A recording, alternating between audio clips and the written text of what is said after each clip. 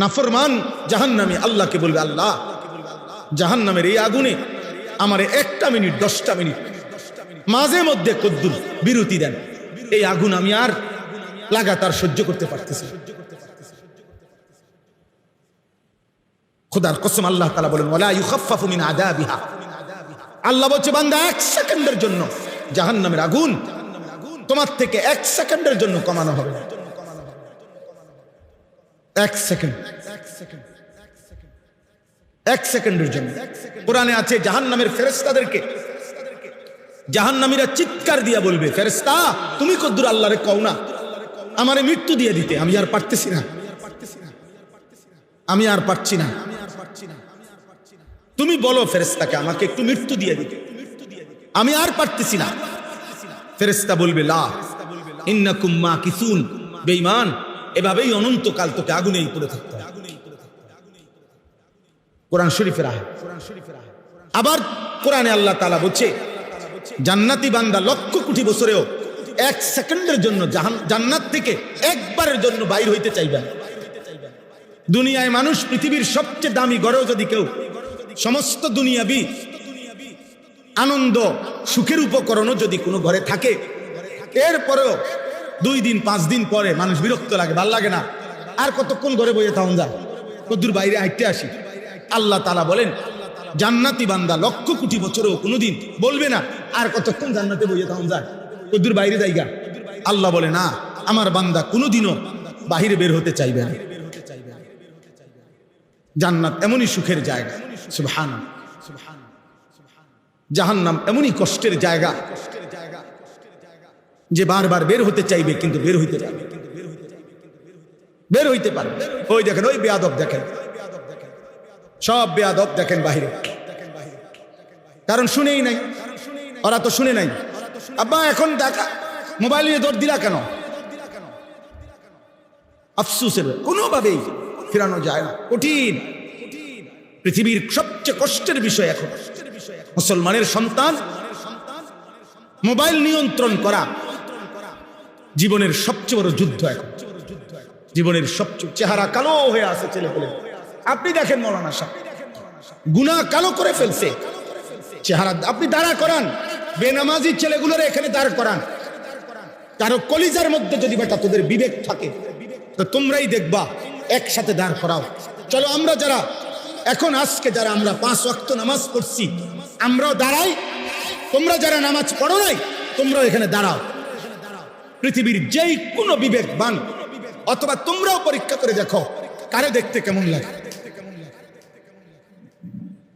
বেনামাজির চেহারা কুৎসিত, বেনামাজির চেহারা মলিন, বেনামাজির চেহারা কালো, বেনামাজির চেহারা জঘন্য, বেনামাজির চেহারা দয়া মায়াহীন, বেনামাজি পাষাণ, বেনামাজি পাষাণ, বেনামাজি পাষাণ।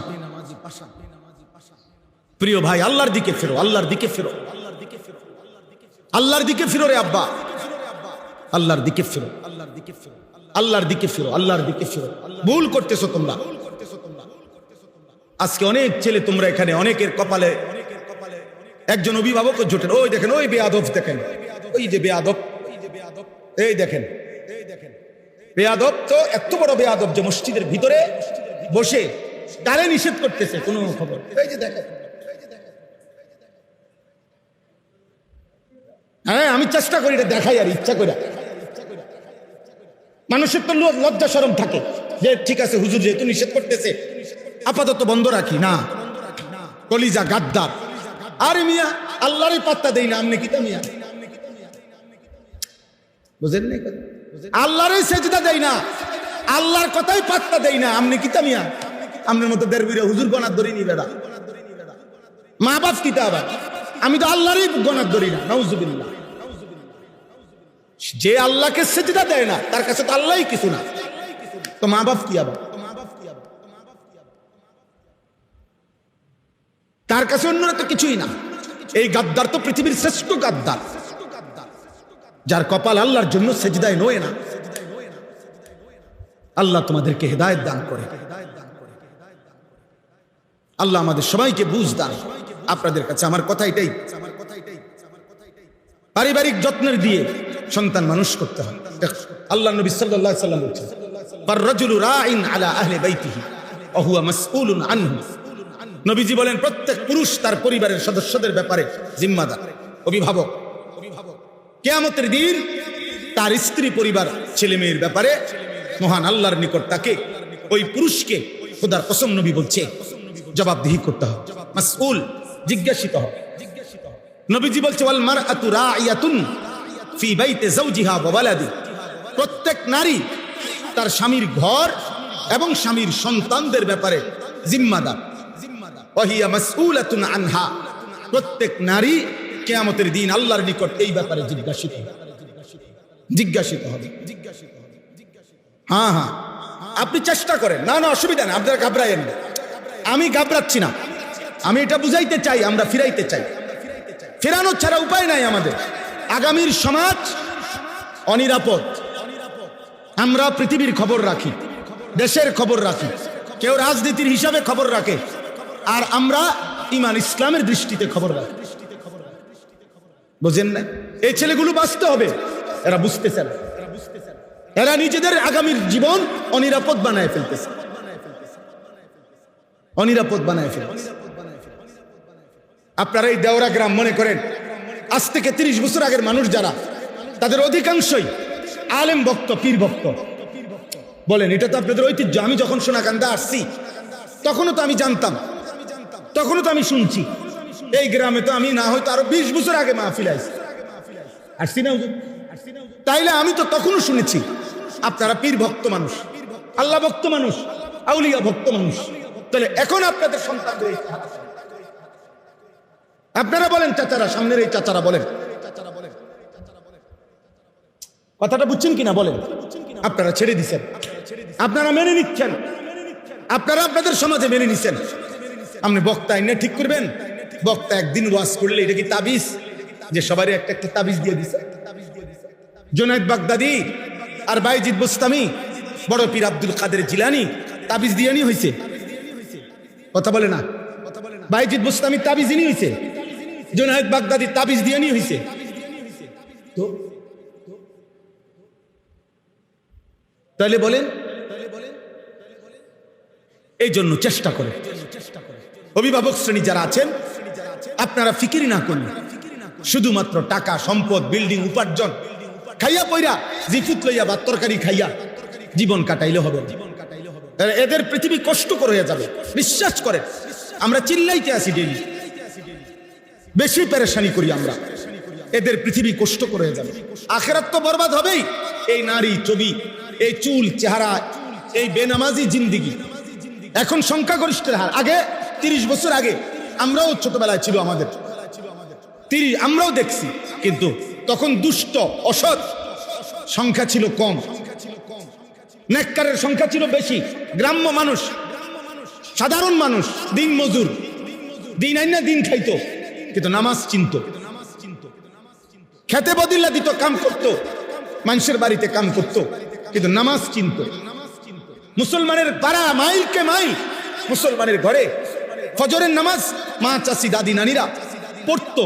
ফজরের পরে ছোট ছোট ওজিফা, সূরা কেরাতওয়ালা, এগুলা সবার মহিলাদের হাতে হাতে ছিল। প্রত্যেক মহিলা স্বামীর বাড়ির যাইতে বাপ মা একটা ওজিফাও যেটি দিত স্বামীর বাড়ির যাওয়ার টাইমে, মেয়েটাকে কি দিত? একটা ওজিফাও দিত, সূরা কেরাত, দোয়া কালাম পড়ার জন্য। তসবিহ না পড়ে, ওজিফা না পড়ে, আমার বুঝের বয়সে আমি মারে দেখি নাই কোনোদিন চুলায় আগুন ধরাই।